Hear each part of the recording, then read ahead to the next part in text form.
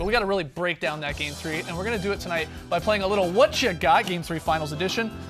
We'll debate some questions pertaining to that game last night, ultimately decide on an answer, but you got to be careful. There's only one right answer, and that's whatever TK says it is. Got to get inside that mind/beard. TK, first one. Finally got a classic last night, and it came right down to the end where a whole bunch of stuff happened, like Kyle Korver missing a good look at a three, which eventually led to Kevin Durant walking into a three that took the lead for the Warriors, which eventually led to Andre Iguodala stripping LeBron as he took a three that could have tied things. Guys, tell me, did the Cavs blow Game 3, or did the Warriors steal it?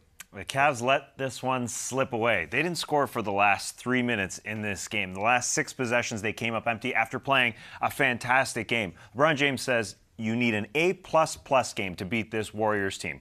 One of the best teams in NBA history. And I think if anyone's grading this afterwards, looking at this, and they see they didn't score the last 6 possessions of the game, that's not A++. The Cavs were right there, but they let it slip away.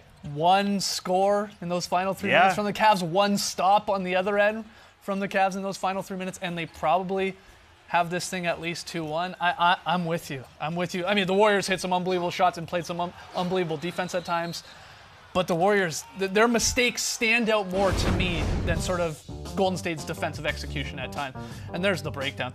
It's really similar in a weird way to Game 7 last year, where the Warriors went cold, and both teams were struggling in Game 7 last year. I get it down the stretch, but the Warriors went ice cold, and you had the flip thing going on where stars, last year it was Kyrie hitting a huge three, this year it was KD, and then last year it was, Curry being the star, not being able to shake a defender, and this year it was Kyrie, oddly enough, not being able to shake Clay there. So I do think it was the Cavs who blew this a little bit more than the Warriors took it, because they played a great game, the Cavs, but maybe it was an A, maybe it was an A+, but it wasn't an A++ because, like you said, those final 3 minutes. Right, and it's easy just to say, oh, those guys were tired in terms of LeBron and Kyrie, but looking at it, that's part of the reason why they were tired, why they didn't get it done. Right.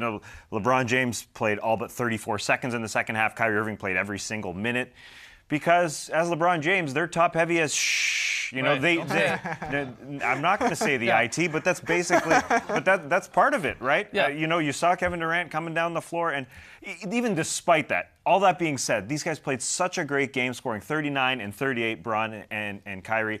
What if Kyle Korver's shot goes down? That's Kyle Korver's shot from the corner. So you're not upset. You're not upset at all that LeBron makes that play. No. He gets right into the middle.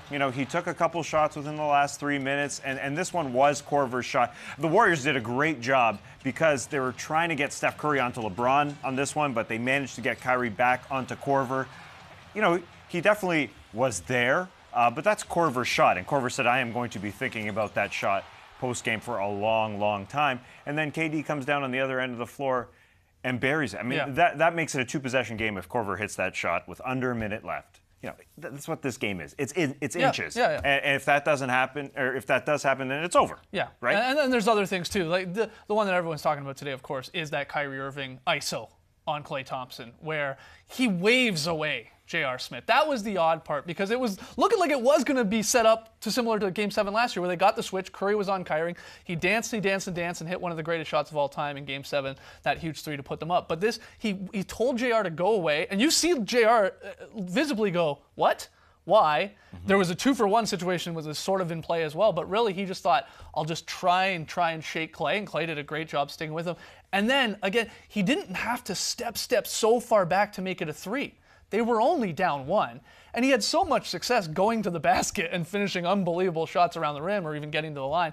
That was unfortunate that, again, in sort of those crucial key moments, he decided to settle. And he tried to settle and did what he did last year, but it was against a better defender, a taller defender in Klay. That's why I don't want to just sit here and say these guys are tired, and I have no idea. I can't imagine how exhausted they were, but Kyrie bangs that home a lot of the time. The fact that there's so much on their shoulders, that just doesn't happen. The last time a team won a finals game trailing by 6 or more with 3 minutes left was 2004. Mm-hmm. I mean, that's a long time. That's 12 straight finals where it hasn't happened. That's just so rare. Great.